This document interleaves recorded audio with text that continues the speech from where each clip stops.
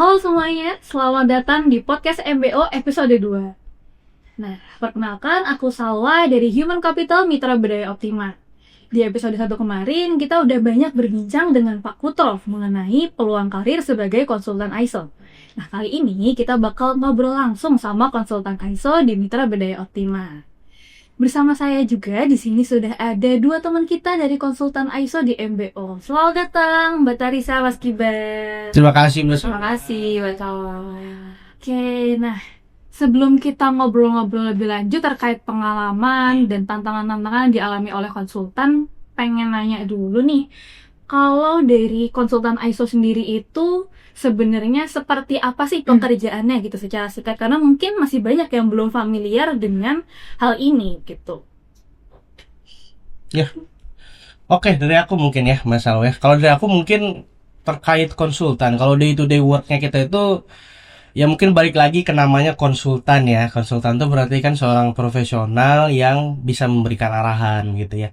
Tapi dalam case kita ini berarti konsultan ISO itu kita ini memberikan arahan atau mungkin memandu ya dari organisasi, baik itu organisasi lembaga pemerintahan ataupun perusahaan begitu ya, dalam bagaimana mereka mengimplementasi ISO ini sendiri. Nah, ISO sendiri ini kan standar internasional ya, dia ada banyak jenisnya, ada yang keamanan informasi, ada yang terkait mutu, ada anti penyuapan begitu ya. Jadi kita membantu mereka dalam menerapkan sistem manajemen ini gitu.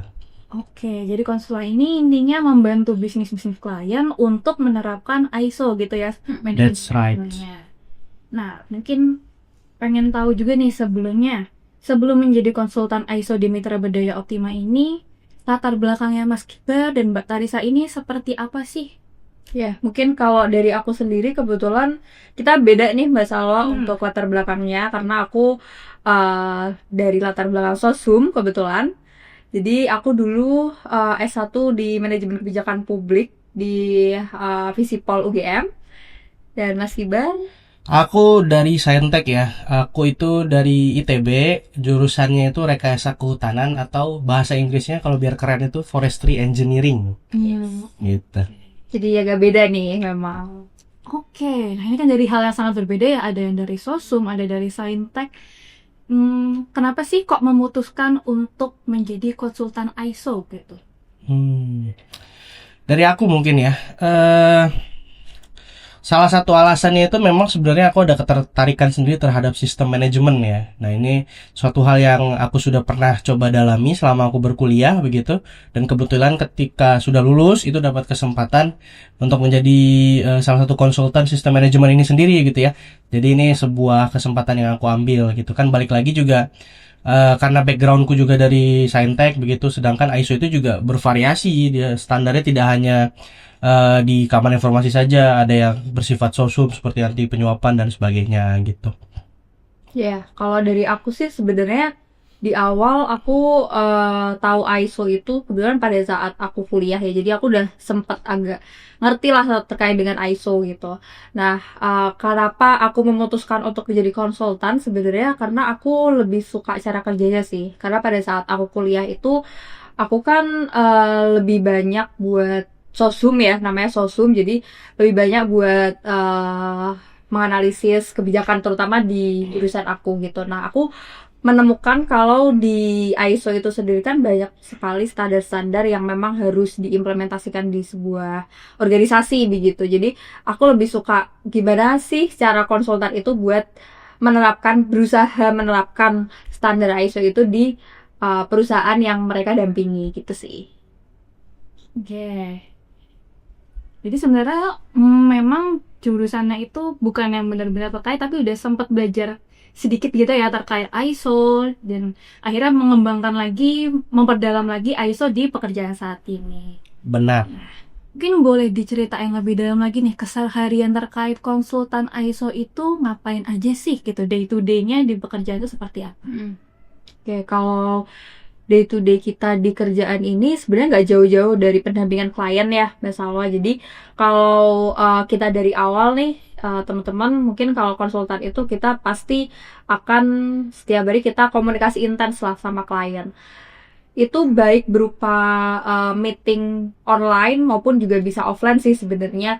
Jadi kita lebih banyak mungkin kalau dari awal kita ada kick off meeting untuk start awal ya permulaan, lalu kita juga ada workshop meeting untuk melihat kesesuaian lah dengan implementasi di organisasi itu seperti apa. Lalu juga kita di mingguannya kita ada checkpoint gitu untuk melihat progres dari klien maupun dari kitanya juga gitu. Jadi sebenarnya nggak jauh-jauh dari pendampingan kliennya sih. Dan mungkin yang perbedaan cukup signifikan mungkin di akhirnya, karena kalau di sertifikasi ISO itu kan pasti ada yang namanya audit eksternal ya terutama. Jadi kita pasti mendampingi klien untuk audit eksternal di akhir.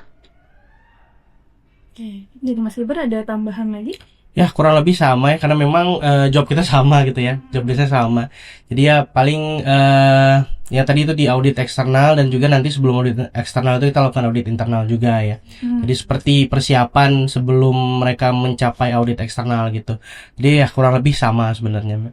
Oke. Kalau tantangan-tantangan yang dijalani selama menjadi konsultan ISO itu seperti apa sih? Oke. Tantangan, kalau kita ngomong tantangan itu ya namanya juga dunia profesional ya. Kita memang sudah plan sedemikian rupa, tapi nanti di lapangannya berbeda. Kalau dari aku itu tantangan yang paling aku rasakan itu adalah keberagaman klien gitu. Jadi kita nggak bisa, walaupun kita udah plan nih untuk implementasinya step 1, 2, 3 seperti ini gitu, tapi beda klien itu beda sifatnya, beda ukuran organisasinya, beda kesiapan organisasinya. Nah itu yang adaptasi yang harus dilakukan itu menjadi sebuah tantangan gitu ya, yang kata aku juga lumayan besar. Nanti kalau memang kita gagal menghadapinya itu nanti juga kedepannya akan susah gitu, mungkin kalau dari aku. Ya, mungkin kalau tambahan dari aku sih sebenarnya sama sih dengan Mas Kiber ya. Aku pasti juga tantangannya dari klien juga gitu, karena beda klien beda treatment. Terus kalau selain dari klien sih sebenarnya namanya konsultan ya, jadi dituntut untuk belajar banyak gitu. Jadi walaupun kita udah tahu nih gimana sih penerapan ISO ataupun standar yang mau diimplementasikan di klien, cuman namanya konsultan kan harus serba tahu ya, apapun yang klien tanyakan pasti kita harus tahu gitu. Jadi kayak kita nggak cuman belajar di awal, tapi pada saat kita pendampingan pun kita juga harus terus belajar banyak. Oke, jadi tadi tantangannya dari sisi klien itu berbagai macam karakteristiknya, kita jadi harus adaptasi lagi, dan juga harus tahu banyak gitu ya, karena nanti ya tadi kan udah dijelaskan oleh Mbak Tarisa juga, kalau kita akan mendampingi klien gitu day to day-nya, akan sering-sering meeting, jadi mungkin pengetahuan terkait ISO, terkait manajemen sistem itu harus benar-benar ngelotok lah ya kalau istilahnya gitu. Ngelotok. Oke. Nah, ada cerita menarik atau unik gitu yang pernah teman-teman alami selama menjadi MSA? Menarik dan unik ya, Cak. Oke, mungkin tadi aku ganti terms ya, tadi konsultan ISO kalau di MBO ini sebutannya adalah MSA atau Manajemen System Associate gitu. Ya, benar. Sebenarnya kalau unik itu kita bilang unik, semua unik ya, Cak. Iya. Karena setiap klien kan beda-beda. Unik-unik. Beda-beda bentukannya. Jadi kalau hal unik itu ya paling mungkin kalau misalnya ada perubahan yang memang harus kita lakukan di tengah-tengah implementasi. Itu paling jarang terjadi ya. Kalau udah terjadi juga itu akan membutuhkan waktu dan tenaga yang besar gitu ya, karena memang perubahan di tengah. Tapi kalau keunikan tersendiri mungkin kita nggak bisa nge-pick satu nih Mbak, soalnya memang seberagam itu yang kita hadapi sehari-hari. Mungkin menarik kali Mas. Kalau menarik sih, kalau aku tuh ya dari ngedampingi klien itu selalu menarik sih buatku, karena setiap orang punya sudut pandang yang beda gitu ya terhadap ISO ini, jadi aku juga bisa nambah insight gitu. Oke, mungkin pertanyaannya kan tadi ada beberapa tantangan-tantangan yang dialami gitu ya. Kalau hal yang paling menyenangkan gitu selama menjalani pekerjaan sebagai MSA gitu, apa hal yang bikin semangat terus gitu buat ngejalaninnya? Kalau aku sih sebenarnya semangat itu juga dari klien sih. Kadang-kadang kalau misalnya kliennya udah semangat nih, kita juga ikut jadi semangat gitu. Karena kayak ngelihat gimana sih mereka kok motivasinya sungguh besar gitu. Terus kayak kita jadi gak semangat, kita jadi kayak padahal klienku udah semangat nih gitu kan.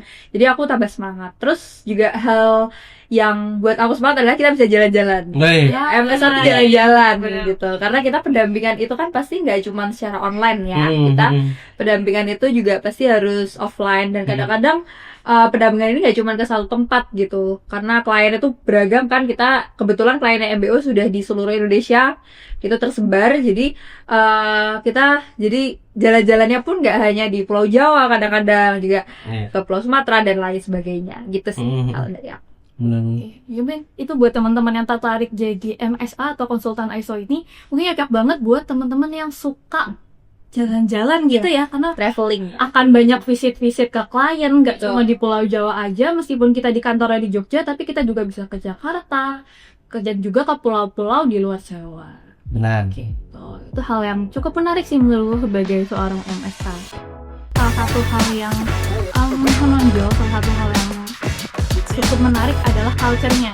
Kita punya culture improve, yaitu akan banyak sekali ilmu yang kita dapetin gitu. Jadi kalau kalian yang haus akan ilmu gitu, MBO itu akan mengakomodasikan gitu, dari MSA-nya untuk ikut training.